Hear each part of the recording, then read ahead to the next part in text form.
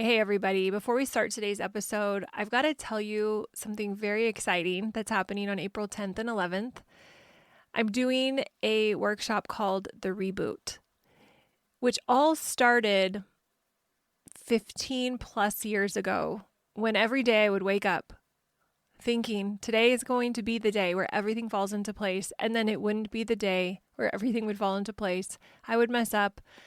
My kids would push back. And there was this one night that began it all and started a chain reaction. But this one night where I was in my bedroom or my bathroom, I was locked away. Many different versions of this happened where I would escape. And I am a big journal writer. So I would pull out my journal and I would start writing things down. And what started happening was me writing down what worked today, what didn't work today, and I had a list of what didn't work today, and what's something I can do tomorrow that will make things just a little bit better. And in those moments when I started doing that, I began to be able to breathe again. Not because everything was fixed, but because I started to have clarity. I started to have a plan. I started to call it my little reboot, kind of like when your computer freezes, you have to turn it off again. But for parenting, it was a moment of sanity, a moment of presence, a moment of clarity around what was working, which was really hard for me to figure out at the beginning, but I got better at it. And I didn't know what I was doing then. It slowly unfolded to become daily reboots, weekly reboots. And then my husband had started a business at the time. They were doing quarterly planning and reviews, and I thought, ooh, I love that idea. So we started doing quarterly reboots.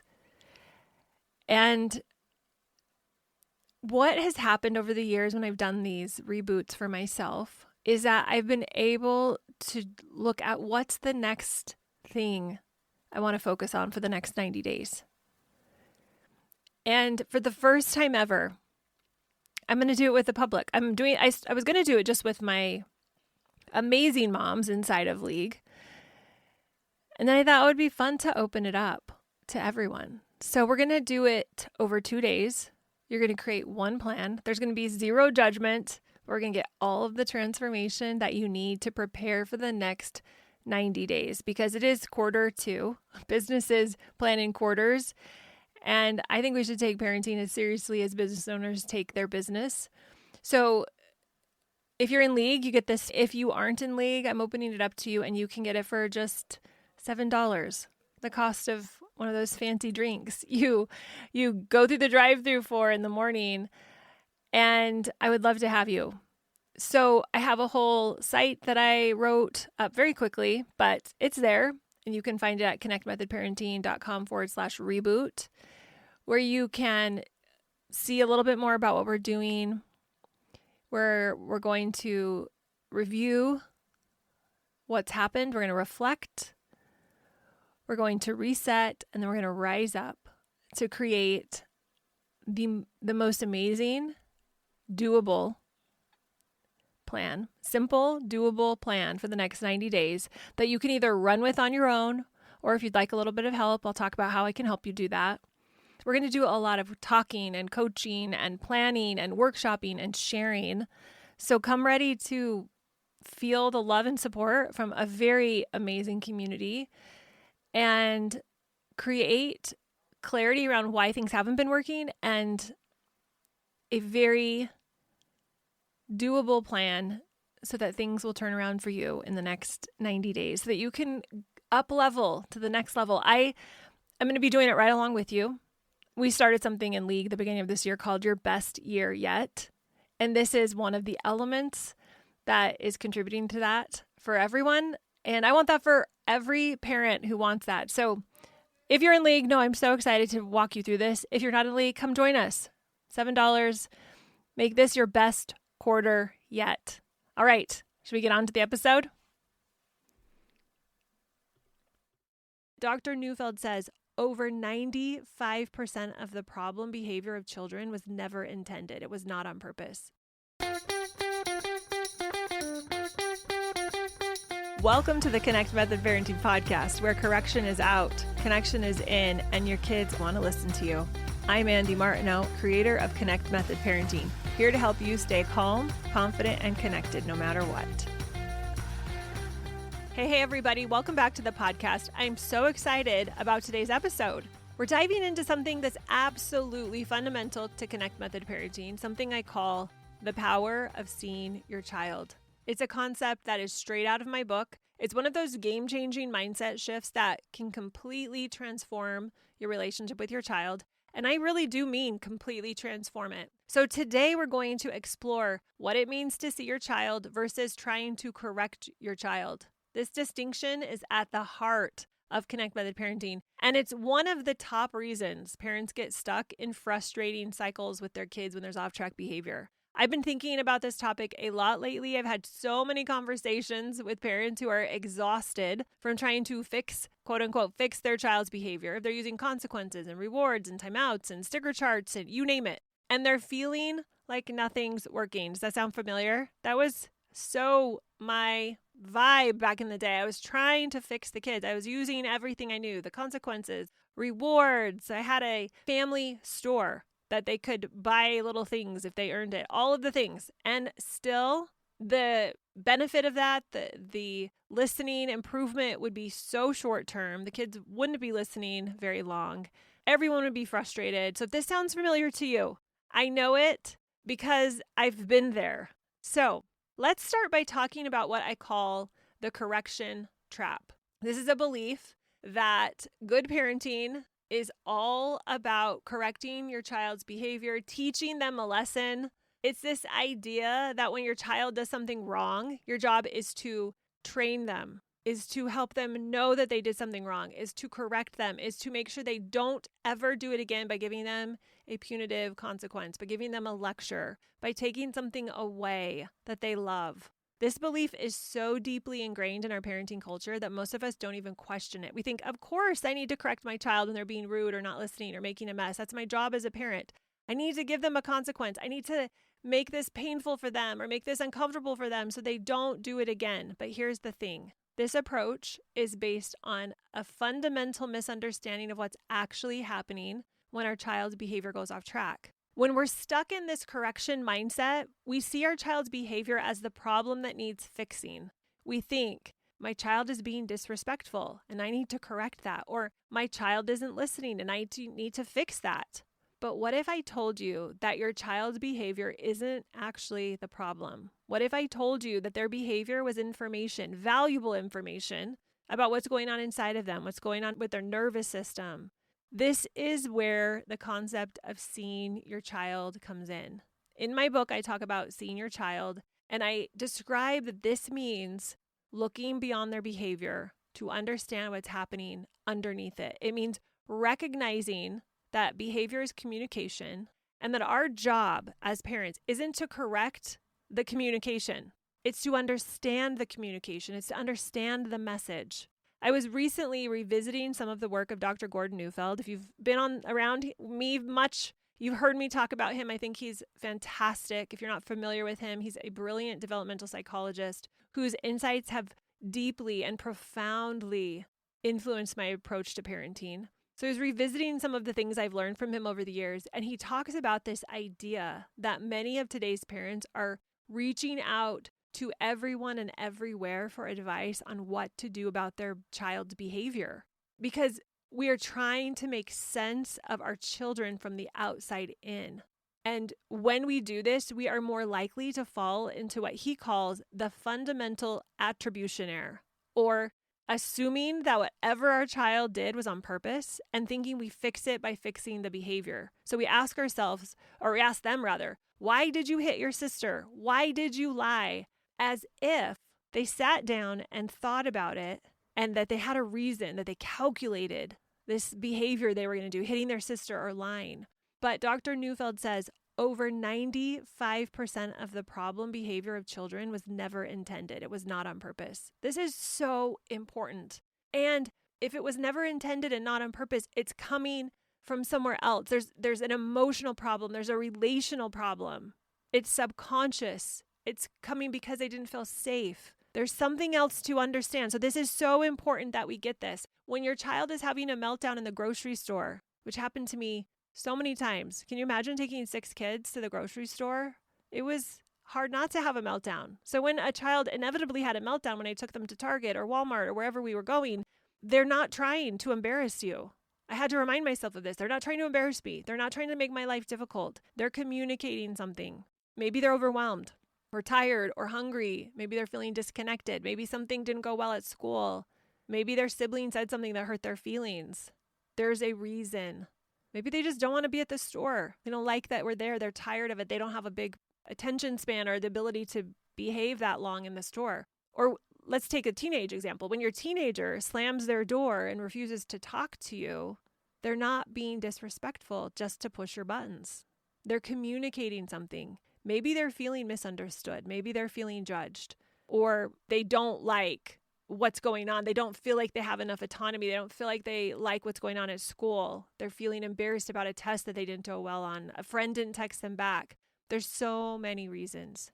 Seeing your child means approaching these situations with curiosity instead of judgment. It means asking, what is my child trying to tell me right now? Instead of, how do I make this behavior stop? I remember a situation with my own daughter. She was about 10 at the time. She was having a very hard time at bedtime, refusing to go to bed, coming out of her room constantly and repeatedly, finding every excuse in the book to stay up late. And my initial reaction was frustration.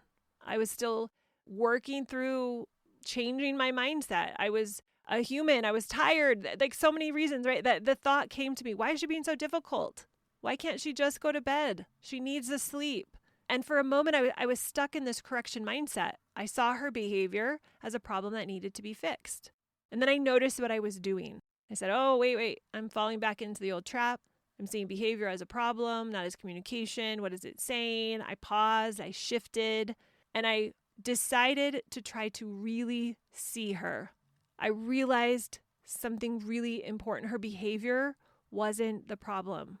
It was information. She was telling me that something was clearly not working for her. Thank goodness that I had this interruption in this moment, because instead of trying to correct her behavior with consequences or threats, I sat down with her and got curious. I made eye contact with her. I established a working relationship. I came alongside her emotions. I tried to understand what was going on for her. Why was it hard for her to stay in her room? And I even asked her, what's going on? But from curiosity and compassion, not from judgment, not from a fix-it kind of energy. And she said to me that she was having really scary thoughts. She didn't like being alone in her room. She was worried about what might happen. So her behavior wasn't defiance, it was fear. And once I saw her as a human being having an experience of fear, feeling nervous to be alone, everything changed. My nervous system calmed down, hers calmed down. I was able to connect with her, come alongside, and we were able to work together to address what was really going on. So we came up with strategies to help her feel safer at night. And the bedtime battles disappeared because I stopped putting up the fight, and eventually her ability to feel safe at night to go to bed increased. So she was able to sleep and go to sleep by herself and stay in her room by herself easier. It wasn't so scary. That's the power of seeing your child instead of trying to correct your child. Now, I want to talk for a bit about why this approach works from the scientific perspective, because it's not just some feel-good philosophy. It's backed by what we know to be true about the brain and the nervous system. When a child feels seen and understood, their nervous system relaxes. They feel safe. And when they feel safe, their prefrontal cortex, the part of their brain responsible for rational thinking, for problem solving, for emotional regulation, it can function properly. But when a child feels judged, criticized, misunderstood, not safe, their nervous system goes into protection mode. The brain perceives a threat, and the fight, flight, freeze response kicks in. Their prefrontal cortex goes offline. They literally cannot think clearly. They can't regulate their emotions effectively, or even at all in some cases. And this is why correction often makes the behavior worse, not better. When we respond to our child's off-track behavior with consequences, with lectures, with disapproval, we're actually triggering their stress response. We're making it harder for them to behave well. But when we respond by seeing them, by approaching with curiosity and compassion, we help their nervous system stay regulated. We keep their thinking brain online, which means they're much more capable of learning, of growing, of making good choices. And Dr. Neufeld, I think, sums it up so well. He says the problem when we think it's on purpose, the problem with the fundamental attribution error is we get on the wrong side. We start with an adversarial relationship with our child. But what we really need, he says, is to come alongside our child. I did a whole episode, I think it was called Coming Alongside. Highly recommend go back a few episodes. You should be able to find it, because we can't come alongside our child. We can't get on their side without making sense of what's going on for them from the inside out. That's exactly what seeing your child is all about, coming alongside them instead of positioning yourself against them. In my book, I introduce a practical tool called Stop, Drop, and Roll that helps parents shift from correction to connection in the heat of the moment. So let me walk you through it. STOP is an acronym. If you've been around me for any period of time, you know I absolutely love acronyms. They help me remember things. So it stands for see the other person. This is where you pause and you make a conscious effort to see your child, not just their behavior, but them, their nervous system, what they're struggling with. And you remind yourself that they're doing their best and that there's a reason for their actions, even if you don't understand it. Even if you can't logically make sense of it, you can give them the benefit of the doubt that there is some reason that they are acting this way. DROP stands for don't react, observe, then proceed. This is where you resist the urge to immediately correct or react to their behavior. Instead, you observe what's happening with curiosity. What might be causing this behavior? What does your child need right now? Those are such good questions. And then we roll, which stands for relax, open, listen, and learn. This is where you approach your child with an open heart and an open mind. You listen with the intent to understand, not to respond. You learn about what's going on for them beneath the surface, which they may not understand themselves. So you're having to really pick up on those clues. You're having to be the interpreter of their behavior because they might be completely oblivious to what's really happening for them. Let me give you a real life example of how this works.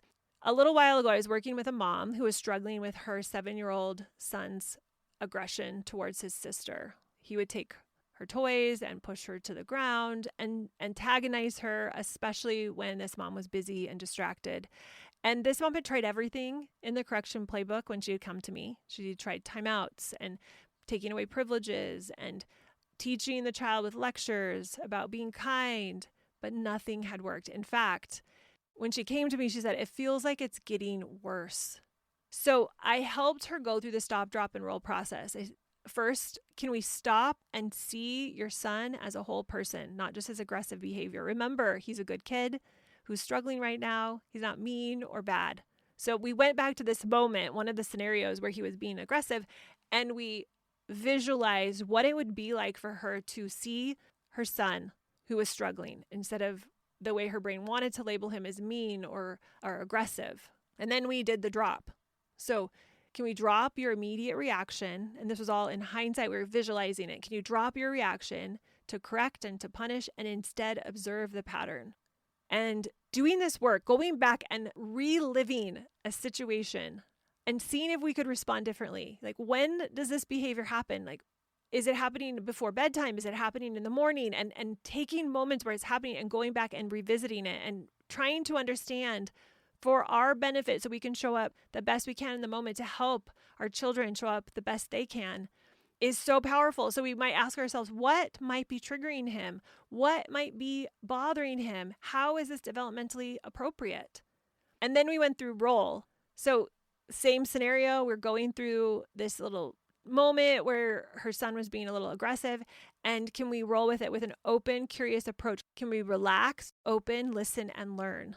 And what was so powerful is as we were talking this through, there was so much understanding coming up for this mom.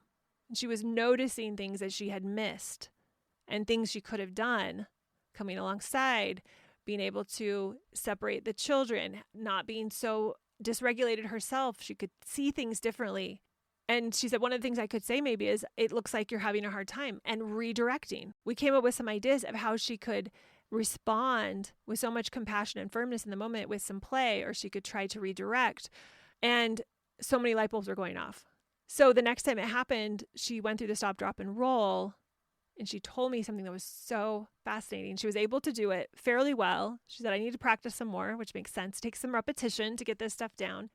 As we were going back and reviewing some of these past scenarios where her son had done things she wasn't loving, she didn't like, she started to realize that the amount of attention she was giving him was so much greater when he was having these problems, when he was behaving in this way. And so she saw an opportunity to connect with him with that much attention and presence in moments where he wasn't misbehaving. So that was fantastic for her to realize that. And then she, as we were talking through it and I was guiding her, then she started to realize, wow, what if his behavior isn't just random meanness? What if it's a desire, a request for connection? What if he doesn't feel safe? What if something else is happening that I've been missing all along?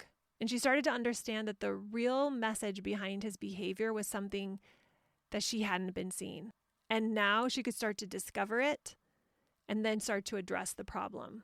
She started setting aside one-on-one time with him every day, giving him really beautiful, positive attention that was proactively created instead of negative attention when he was misbehaving. That was a more reactive attention. And over time, as she did that, as she responded with more compassion and firmness in the moment, and she got more and more aware of how she was thinking so she could be more regulated, the aggressive behavior decreased dramatically. This is the power of seeing your child instead of trying to correct their behavior. So I want to talk about 3 really important insights that are often eclipsed in today's parenting world, and they align perfectly with what we're talking about today. The first is that relationship is the context for raising children.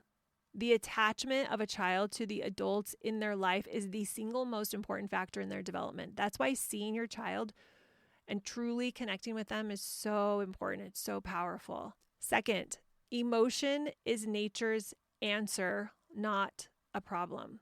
So many parents try to shut down or control their child's emotions, and I understand why. They're so uncomfortable for us to see our children have different emotions. We might not have been comfortable with those emotions ourselves or not have been allowed to have certain emotions when we were a child. So it can be very dysregulating for us to have our children have big emotions. But what I want to say is that all emotions are part of this human experience. And emotions are actually how nature moves us. When we can see that, when we can understand that and get comfortable with the fact that our child's emotions are valuable for them to learn and grow. They are the engine to their maturation. They're valuable information that we need to understand, that we need to help them navigate, that we need to help them be comfortable feeling. They're not problems to be fixed.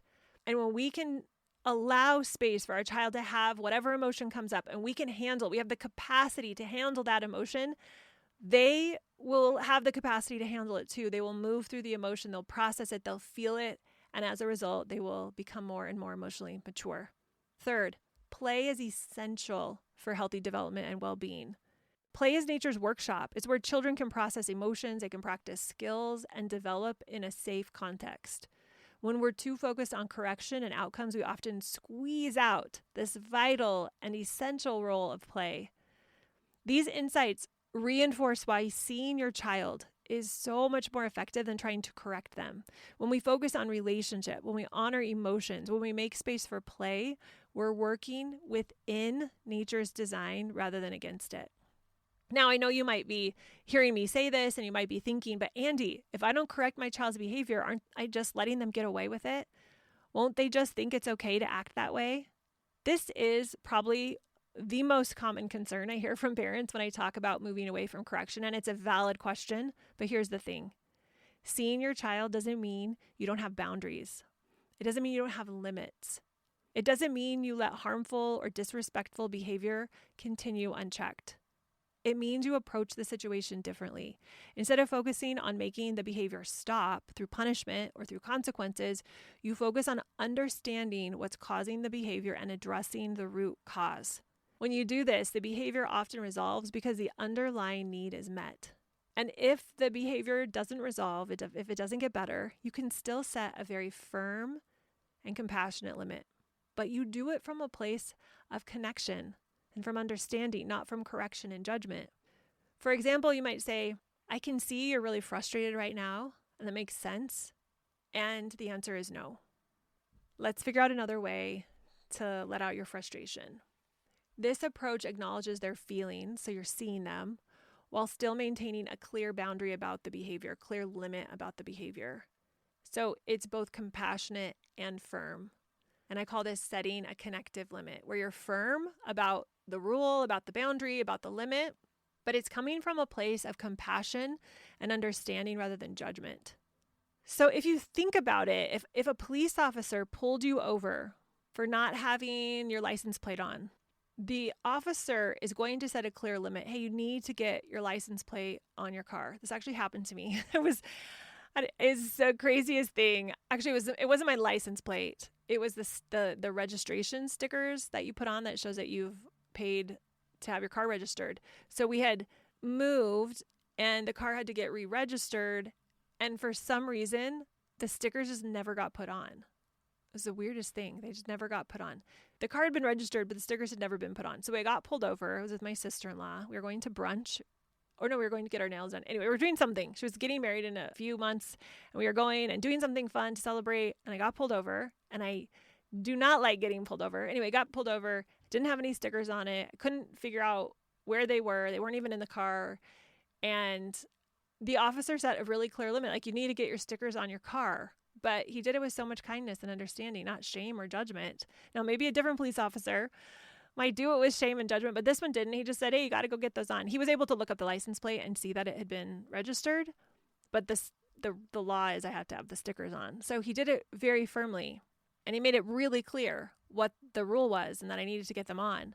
And it's a great example to me of not backing down on the rule, but doing it not in a mean, judgy, shamey way.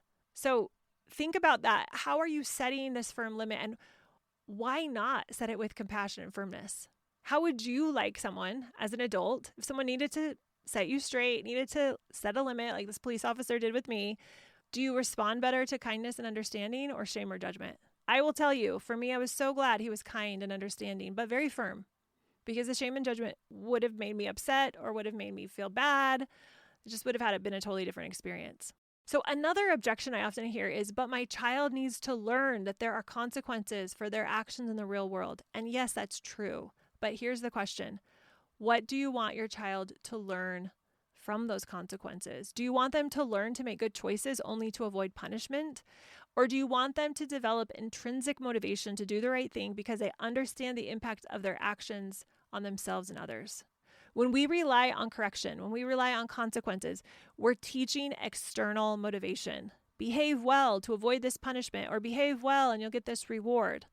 But when we focus on seeing our child, on helping them understand the natural impact of their choices, we're fostering intrinsic motivation.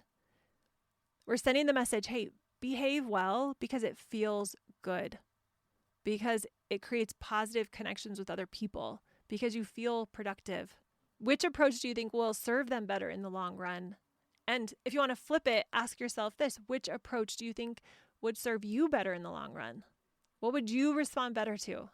Now, I want to acknowledge something really important. Seeing your child isn't always easy. In fact, it can be so challenging, especially in those heated moments when their behavior is pushing all of your buttons. When your toddler is having a full-blown tantrum in the middle of Target, which has happened, real life experience there, or your teenager is rolling their eyes and talking back to you, again, also has happened to me. It takes real presence and self-regulation to pause and to shift and to go from correction to connection. And this is where self-compassion comes in. Remember, we are humans too, and you're doing the best you can with the tools and with the resources and with the circumstances that you have in that day, in that moment. So if you find yourself slipping back into correction mode, and we all do this sometimes, don't beat yourself up. Just notice it. Take a breath. Try again. You don't want to trigger your own nervous system. It'll decrease your ability to learn from that situation. It'll decrease your ability to respond better, to turn things around. So each time you practice seeing your child, practice seeing yourself too. It's going to get easier and easier. And remember, this isn't about being a perfect parent. It's about growing. It's about learning. It's about coming alongside your child, creating a relationship based on mutual respect and understanding. We've lost the cultural wisdom that used to guide parenting. In the past, parents didn't have to consciously think how to parent. It was embedded in culture. It was embedded in the practices of the culture and the rituals and the roles. But now in our modern world, we've lost much of the implicit wisdom, and we need to replace it with conscious insight. That's exactly what we're doing when we practice connect method parenting. When we practice seeing our child, we're developing the insight to understand them from the inside out, which allows us to parent from a place of wisdom rather than reaction. So you might be asking yourself, Andy, how do I put this into practice in everyday parenting? How do I do this? Well, I'd love for you to come into a pivot or into mastery so you can learn with me. I'd love that. But here are some practical steps that you can take to shift from correction to connection right now. If you're not in one of my containers, and if you are, this will add to everything we're learning, because everything I create on this podcast is it's to support both those who are working with me and those who aren't. So wherever you are, know this is going to support you. Number 1, practice the pause. When your child's behavior triggers you, take a deep breath before responding. That tiny moment of space can help you shift from reaction to intention. Number 2, get curious. Ask yourself, what might be going on for my child right now? What are they trying to communicate through this behavior? Approach this situation with genuine curiosity. Number 3, connect before directing. Meaning, before you ask your child to do something, connect with them first. Establish a working relationship. Look at them in the eyes. See if they'll respond back. See if they'll smile. See if they'll nod. See if they'll laugh at something you say. Before you can give them a direction, you need to make sure you're on the same page. So that's number 3. Number 4, validate their feelings. Let your child know that their emotions make sense, even if their behavior needs to be changed. So I can see you're really angry right now, and that's okay. All emotions are important and they're here for a reason. They're information. So let them know that you're not afraid of any of their emotions, that they make sense, that you get them, that they're allowed to have them. 5, set limits with compassion and firmness. When you need to set a limit, do it with understanding. Do it with compassion. Do it from a place of leadership. You could say something like, I know you're having fun and it's time for dinner right now. 6, reflect on your triggers. I want you to notice when you're most likely to slip into correction mode. Is it when you're tired or stressed, when you're in public, when you're around a certain person? Understanding your triggers can help you prepare and respond differently. And we're going to wrap it up with number 7, practice self-compassion. Remember that shifting from correction to connection is a journey. It's not a destination. Be gentle with yourself as you learn and grow. You're going to have moments where you respond in such a beautiful way, and then times where you won't, and that's okay. You can learn from all of it. I want to just share one more story that illustrates the power of seeing with your child. So a couple of years ago, I was working with a parent who was struggling with a child who was having all of this resistance to homework, and it was really confusing because this child had always done really well on their assignments, and now they were starting to lie about getting them done and get defensive when the parent tried to help. And the initial approach that this parent took was classic correction, which I totally get. Implemented consequences for not doing homework, lectured about the importance of this education that they were getting, tried rewards to incentivize them to complete the assignments. Nothing was working long-term. He had little wins, but nothing long-term. And the relationship was becoming increasingly strained. And when this parent came to me and described what had been happening, I encouraged this parent to start seeing their child, to start trying to understand what was going on beneath the surface of this behavior. And so this parent started doing this, started trying to approach the moments with calmness, with curiosity, with acceptance instead of judgment, saying things like, I've noticed homework's been really tough lately. Can I help you? What do you need? I'm here for you. I get it. And at first, the child was really skeptical. She thought he was trying to do something. The parent was trying to do something, get her something out of it. She was used to being lectured, not listened to. But once this parent did this enough times, the child realized that the parent was genuinely trying to understand, not correct. She was able to trust him. She opened up. She told him about something that had happened at school, that how math had gotten really difficult, how she had been embarrassed when the teacher had asked her to go to the chalkboard and do a math problem, and she couldn't get it right. And so she was just mortified, and she didn't think she was smart at all. And she had not wanted to admit she was struggling. She wanted to try to pretend she wasn't struggling. She would avoid it. She didn't want to think about how bad she was. And she started to process this with him. And once the parent understood that the behavior was coming from embarrassment and fear, not laziness or defiance, everything shifted. The heart of this parent softened. They were able to work on the real issue. They arranged for help. There was support given during homework time, not to police her, but to be supportive to this child. And the homework battles disappeared. And more importantly, their relationship strengthened. The daughter learned that she could come to her parent with problems instead of hiding them. And that's the power of seeing your child instead of trying to correct them. I want to touch on something really important that isn't talked about enough, and that's the role of play in healthy development. Play is nature's workshop. It's nature incognito, where we get to develop different parts of ourselves. We get to experience emotions in ways that maybe we can't in real life. And a lot of important developmental work happens in play without us even realizing it. Oftentimes, though, in our rush to correct behavior and push for outcomes, we often squeeze play out of our children's life. But play is actually one of the most powerful contexts for seeing your child and for them to feel seen. When you play with your child, whether it's imaginative play, being silly, doing an obstacle course, you create a safe place where they can express themselves freely. Play lowers defenses and creates connection. It's a natural bridge between you and your child. I've seen this work wonders with the families I work with.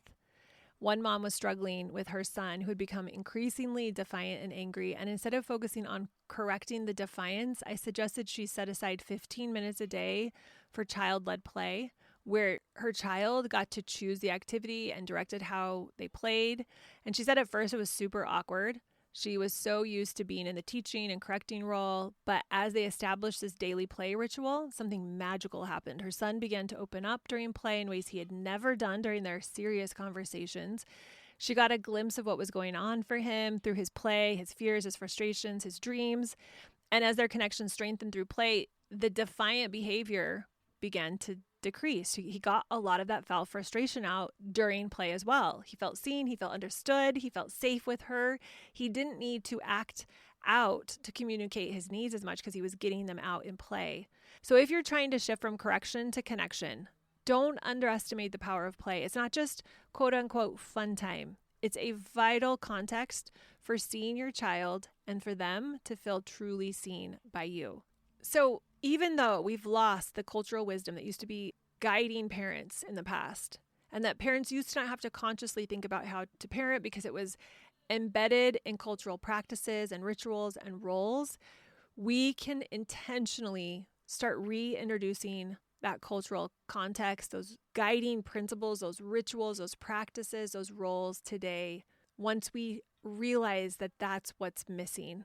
So just sitting down for a meal, which has been part of every culture that I can think of, is so valuable in the context of parenting, because sitting down for a meal isn't just about eating. It's about connecting. It's where families share, where they get connected, where they have important discussions.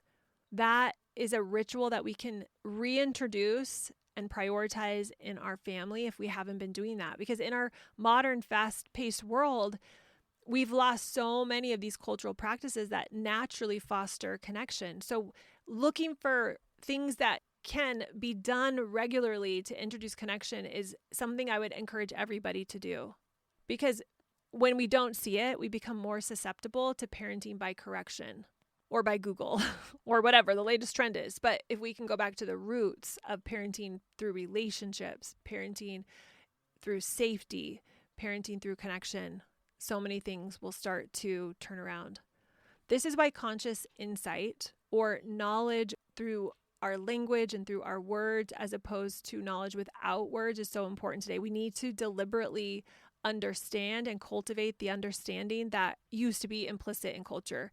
That's exactly what we're doing when we practice seeing our children. We're developing the insight to understand them from the inside out, which allows us to parent from a place of wisdom rather than from a place of reaction and correction. So as we wrap up today, I want to leave you with this thought.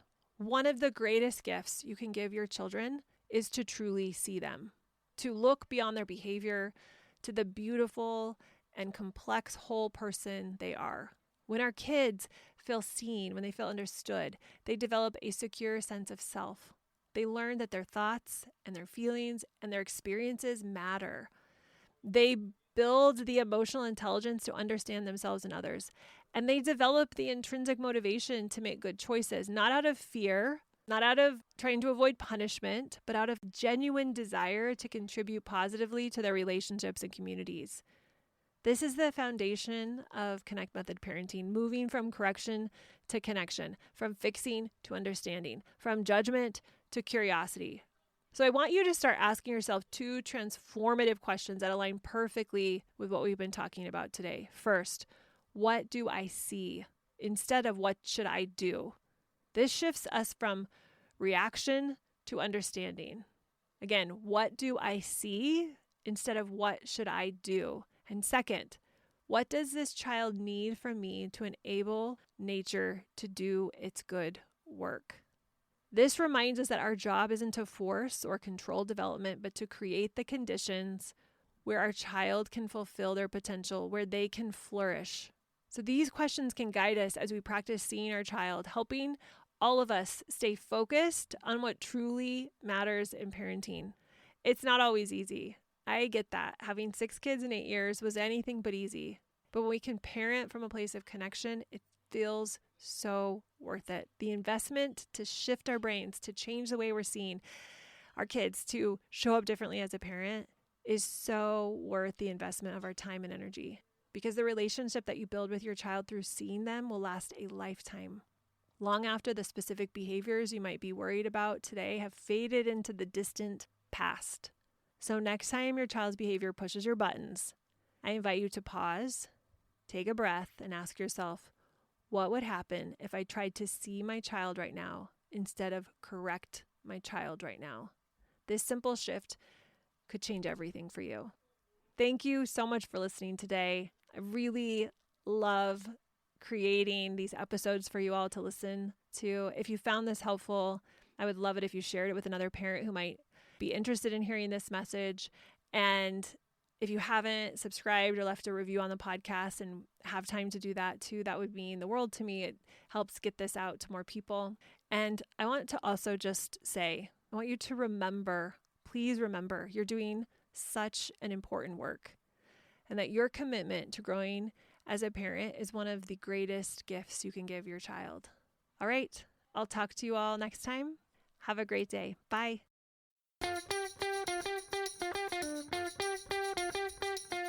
Thanks so much for listening, you all. If you are ready to learn more about Connect Method parenting, if you've been listening to the podcast and you think, ooh, I'd love to be able to implement this in my life and with my parenting more, then check out Pivot. It's my 8-week program where we deep dive into learning and implementing Connect Method parenting so that you can take this information and transform your parenting journey. Head over to connectmethodparenting.com to find out when the next group starts.